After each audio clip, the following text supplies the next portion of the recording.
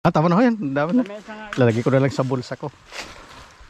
Pero ngayon, sarado ata muna ngayon yun. Punitas ni Shano yung kahapon eh. Ha? Punitas ni Shano. Kaya pala walang malalaki. Kaya sabi ko magtataka ka eh. Walang malalaki eh. Mga Ito mga reject daw ho to eh. Hapon. Wala ka na eh. Umuwi ka na eh. Hindi, may nilakad kami sa Kulinas eh. May tignan kami lupa ron eh. Yun o. Yung PM. Pwede na ho rin hong overnight din yun mga Pwede. ganun.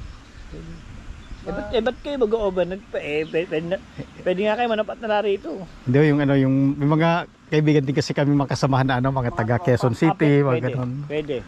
Wala namang kayo mapapatuloy at maliit lang yung bahay ko. Hindi, wala namang kaming bahay sa overnight. Cottage lang. Cottage lang Sige, sige. talaga. Sige po. Cottage lang tapos magdadala sila ng tent. Okay na. Wala naman dyan lalatagan. Yung swimming pool dyan, malalim din. Hanggang bewang. Pwede sa bata. Pero iba na may-ari na, no? Yeah. Asin na. Maganda pupunta rito yung mga mga buwan ng Nobyembre. Yung talo na yan, puno lahat ng tubig. Yung agos na yun. Oo. Malalim yun.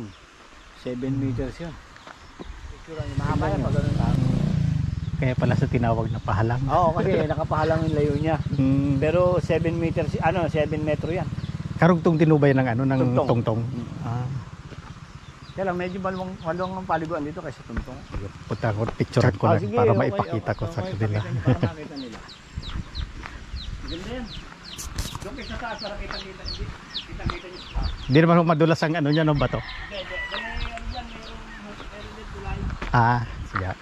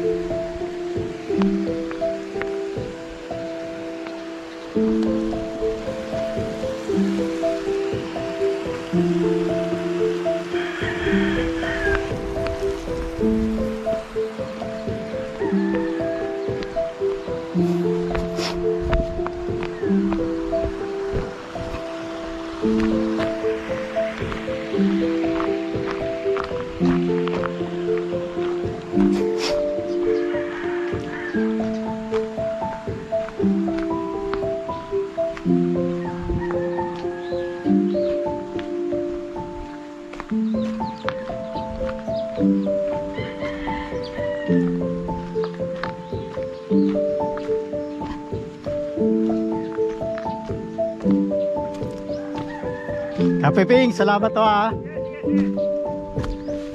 Sige